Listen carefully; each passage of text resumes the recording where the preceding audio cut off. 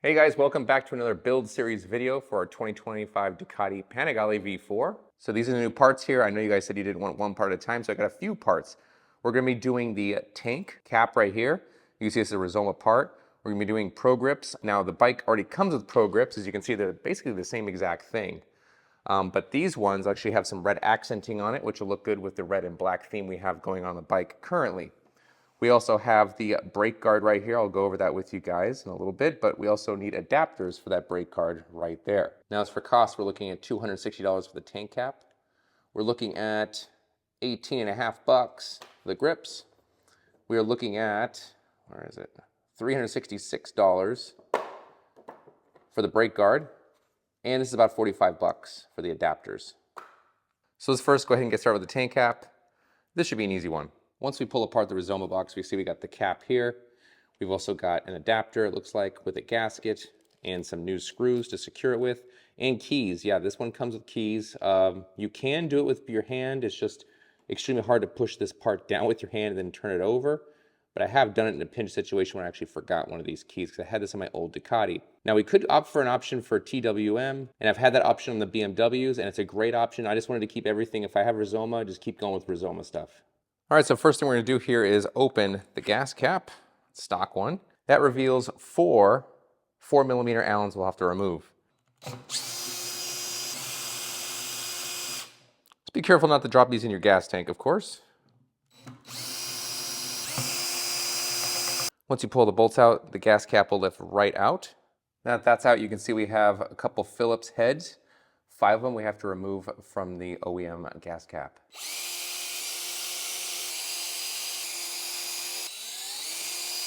Now those screws are removed, you can see this lifts right out of the cap.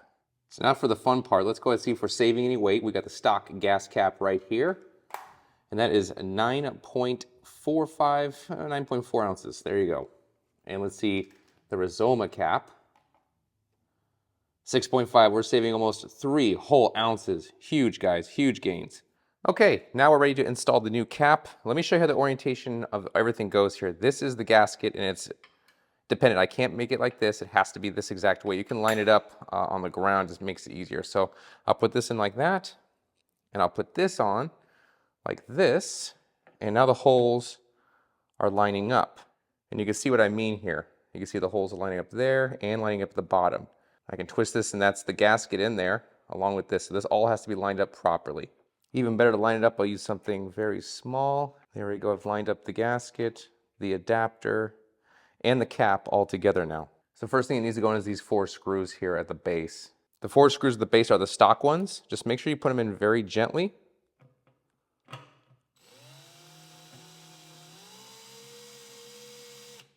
It's not even in there. See how it's rattling around? Just get all the screws in there just nice and loose. Make sure you're not putting anything in the tank, of course. That's the main goal here, is to not drop anything down in the gas tank. See, I'm not even coming close to threading this thing out. I just want to get it in there where it's lining. So I can still move it around if I need to. After that's in there, go ahead and just line everything up, make sure it's perfect. Then you want to tighten down this piece. And we'll do that in a cross formation. I'm not going to put a whole lot of torque on this. That's a very small amount of torque, and I'll do the hand for the rest. But you want to go crisscross formation. And then go again through the whole thing, same torque. Because they're going to unscrew, or one's going to loosen, one's going to tighten. Once you're done with that, I would go with hand tightening the rest of this. We still have looseness here. This is good. So I'm just going to go ahead and tighten everything up here. Again, we're going to the plastic, so just keep that in mind. You want to bear down into this thing. It's just really kind of get it where OEM is. While you're taking the OEM cap off, I would kind of tighten the screw a little bit and see exactly how tight OEM is. You don't want to get this too loose or too tight. If it's too loose, it will back itself out while you're riding, and that's not fun either. Now you've got that wrapped up. Again, line this thing up. Once you get the adapter lined up with this, you want to put that gasket on there. There's the gasket that was provided in the kit. Make sure it stretches out over the whole thing. After the gasket's lined up, you want to put this on nice and gently. Make sure everything's lined up still. And then start putting your screws in nice and loose at first. And then we're going to start tightening everything. So OEM screws at the bottom, and at the top here, these are the screws provided with the Rizoma gas cap. Nice and slow, make sure it catches nicely. Do not put it all the way in. Just go to a cross formation, go to the next one. Don't drop it on top of your bike. Keep that in mind as well. Once you got it pretty much sorted, make sure it's lined up perfectly, straight with the front of your bike, ignition down to the headlight, make sure it's all nice and straight. And then you can start securing it. Make sure also that rubber gasket feeds all the way around here and it's not just kind of bunched up somewhere.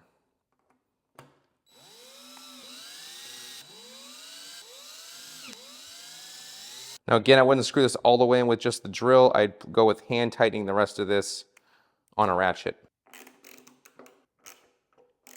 It's perfectly normal for some parts to feel loose after you tighten other parts. You just got to keep going around and around and around until they all start feeling nice. It's going to take a little bit. Now keep in mind, these will back out if they're not tightened properly. If you tighten too much, it'll break something. So got to walk a fine line here. I'd probably ride around like this for a week, check the torque again, just make sure everything's nice and tight. And there we go. Not bad looking. Looks a lot better than an OEM one. Now to open it, all you have to do is get this key, put it right in there. Pulls right out. Feed your fuel in. Put this back. Make sure it's nice and straight. Pulls out. That's it. She's done.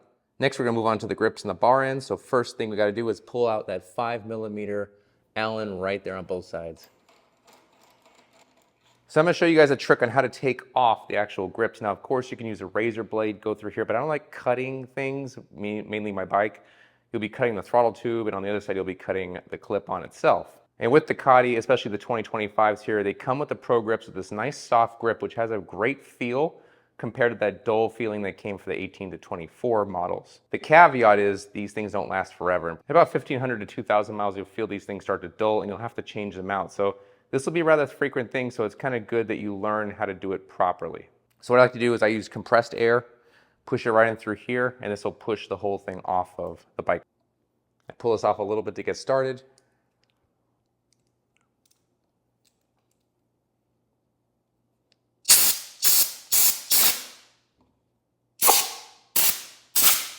There we go, gone. Now I think my stupid hand was in the way of that last one, so I'll try and do it where you guys can actually see it now.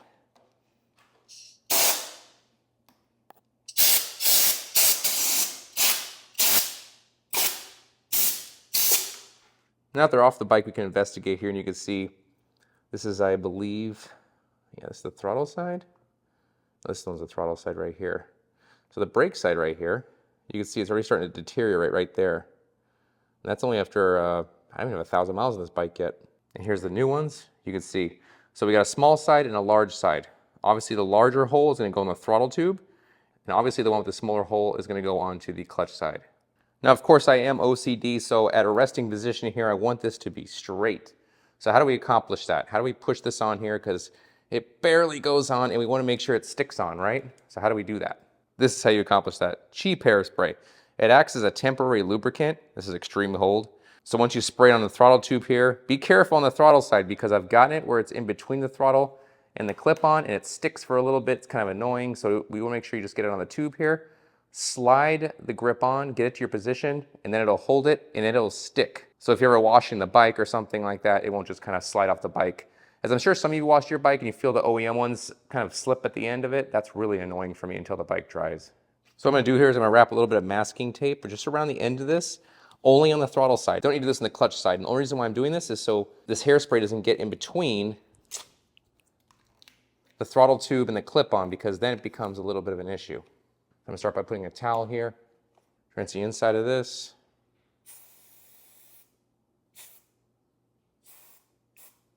And then outside of this. Then we're just gonna slide this on.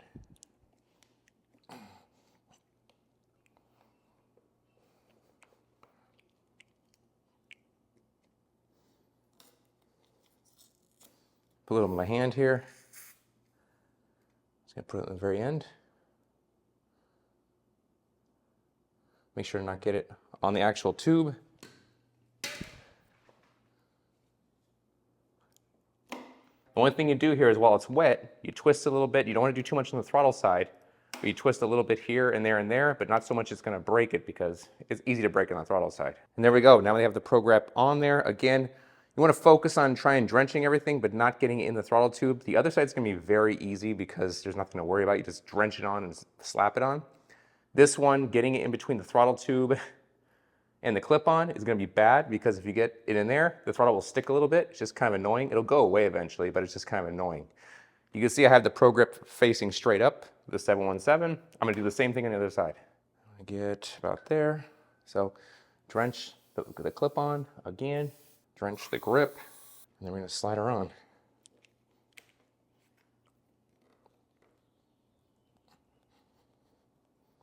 Again, much easier on the clutch side. And there we go. All you want to do is line it up with the other side. And I think we got it lined up now. And then you just let it dry. This thing will sit and it will literally just dry into cement basically. And you guys be the judge here. Did I get her lined up right? I think I did. All right, let's see the weight difference here on the bar ends. First we got the stock ones. Probably turn this on, be nice.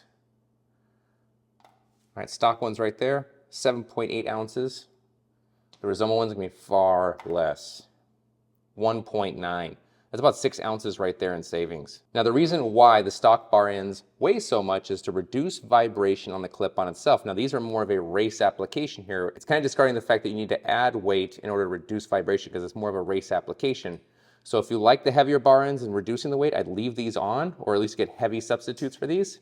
Me, I don't do insanely long rides and I think I'll be fine because I've had these before on my last V4, but these ones will no longer be there, so it's going to increase vibration on the clip-ons. That's the sacrifice you're making here. All right, so with the adapter kit here on the clutch side right now, we just the bar end that doesn't have the hole in it. The other one, this one right here, this is for the brake side for the protection, so we'll worry about that in a second here. So this one right here goes at the bar end. Now, of course, we got to disassemble this, and this is an adapter piece right here that kind of floats on to right here. And the reason why it's curved at the top there is so when you're screwing it down onto this, it'll sink itself in due to that. It'll kind of find the center properly. All right, so let me show you guys how this goes here. We're gonna unscrew this here. I've got this needs to go through here, just like that. This piece is gonna go just like this through here. And this will go through that piece. Again, you see that domed edge is going to be on this side of it to sink it properly, just like that. So that goes like this, and this will sink just like that. And as you screw it in, it's going to expand. It's got to go in first, though. There she goes. We're going to have to put a little bit of lubrication on here. I'm going to get some lithium grease for this. All right, I got some lithium grease here. I'm going to put it on the gasket. I'll put a little bit in the throttle tube as well. With your pinky in there, just kind of lube everything up. And with here as well, just kind of lube this up as well.